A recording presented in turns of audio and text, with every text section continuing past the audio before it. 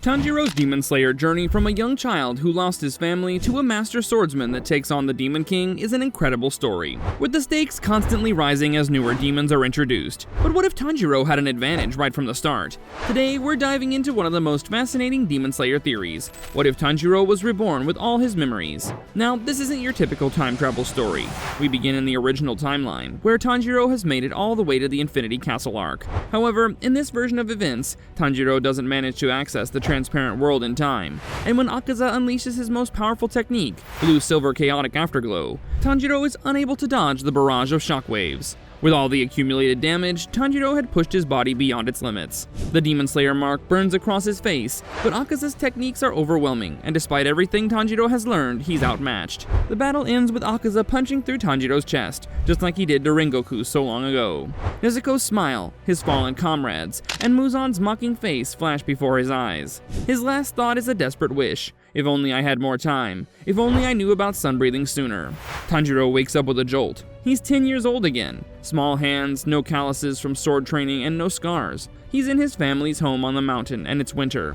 The smell of charcoal and his mother's cooking fills the air, and for a moment, he wonders if it was all a nightmare. But then the memories flood back. The feeling of sunbreathing burning through his body, Nezuko's demonic transformation, Rengoku's death, and the Infinity Castle. They're too vivid to be just a dream. Tanjiro's young mind struggles with the psychological weight of years of trauma. He knows that his father will die soon, and that Kibutsuji Muzan will attack his family in a few years after that. But this also means that he can take steps to change his family's fate, and maybe in this timeline, he can make it all the way to challenge Muzan at the end of the Infinity Castle. His father, Tanjiro, finds him outside. Now, we know that Tanjiro knew about the transparent world, so he immediately senses that something is different about his son. That night, Tanjiro makes the decision that could possibly alter the course of his future. He approaches his father and asks him to teach him the Hinokami Kagura, all of it, in as much detail as he possibly can. Tanjiro looks at his son's eyes and sees the gaze of an adult looking back at him. He asks his son what he has seen. Tanjiro tells his father everything, starting from the fact that he will die from his illness soon.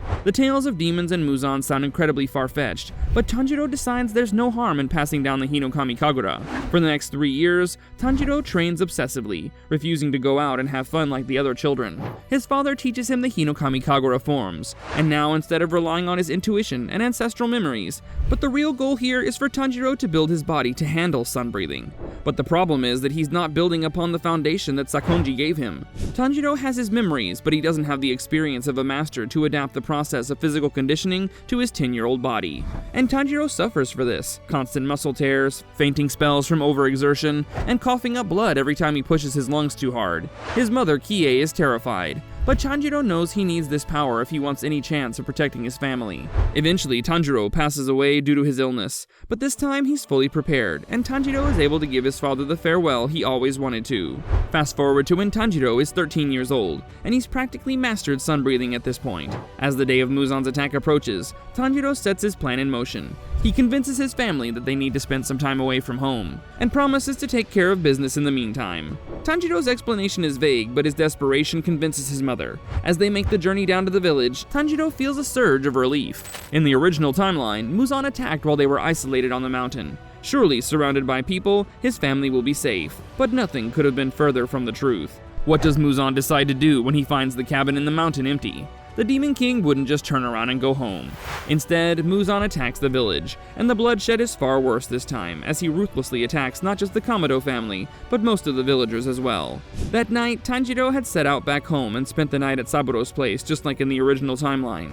When he returned home, he detected Muzan's overbearing scent, and realized he'd successfully thwarted the Demon King's plan. But then he realizes that the scent didn't go back the way it came. Instead of going back to the forest, Muzan had gone down the mountain toward the village once again.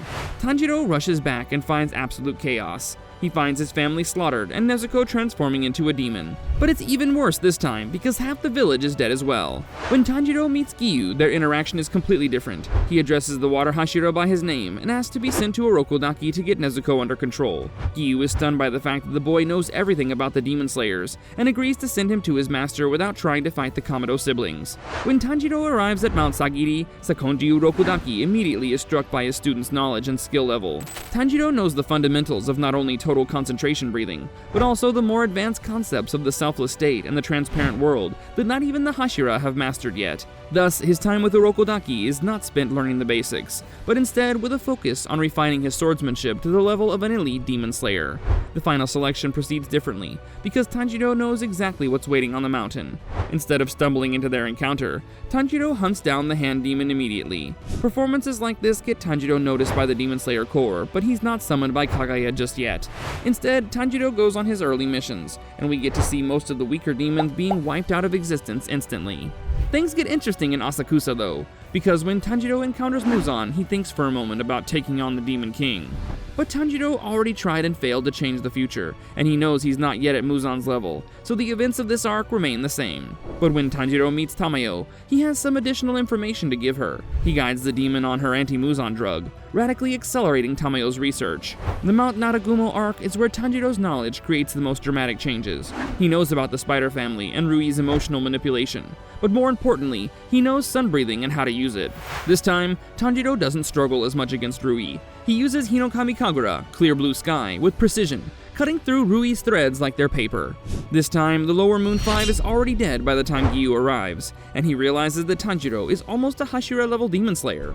Tanjiro's meeting with the Hashira unfolds very differently in this timeline, as he reveals everything he knows from his time as a demon slayer. Sanemi is suspicious and prepares to strike Tanjiro down, but he's stopped by Kaguya, who senses that Tanjiro is telling the truth. Tanjiro doesn't reveal everything, they'll think that he's crazy, but also, after seeing the way his family died, Tanjiro is extremely wary about trying to change the future, so he only tells them what they need to know to take down Muzan. He tells Kaguya that the anti-Muzan drug Shinobu and Tamayo are developing will work, and that they need to study Nezuko's blood to speed up the research. He also tells the Hashira about the Demon Slayer mark, the selfless state, the transparent world, and how these can combine to take down the Demon King. The arcs that follow take similar trajectories, but with critical changes. After the Mugen Train situation is resolved, Tanjiro can't afford to defeat Akaza with Rengoku, as that would alert Muzan far too early.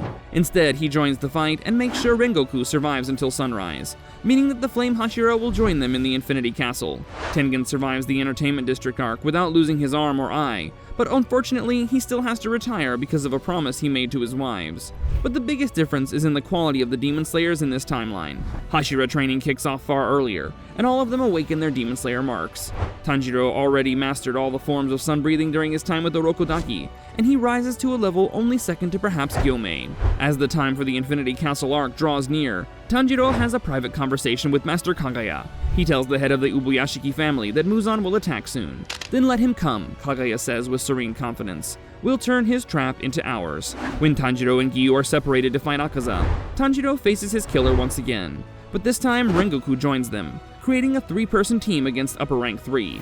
This time, the fight against Akaza is virtually an execution, as Tanjiro and Giyu enter the selfless state, completely throwing off his compass needle technique. The three marked demon slayers overwhelm him with such force that Akaza can only look on in admiration as Rengoku deals the killing blow. When the demon slayers finally corner Kibutsuji Muzan, there are more Hashira alive than in the original timeline. The battle against Muzan is apocalyptic, but even with a stronger human transformation drug and their technical advantages, he's overwhelmingly powerful. But this time, Tanjiro is a different person. As dawn approaches, he unleashes the Hinokami Kagura 13th form, a combination of all 12 forms of sun breathing in rapid succession, creating a continuous dance of fire and blade. There's no Demon King Tanjiro in this timeline. Muzan's 5 hearts and 7 brains are all decimated, and his healing factor is too slow to recover them all. Many lives were lost, and most of the valiant demon slayers died in battle, but with the power of Tanjiro's past memories, humanity triumphed over the Demon King. If you like this story, make sure to like and subscribe so you never miss another amazing Demon Slayer fan theory.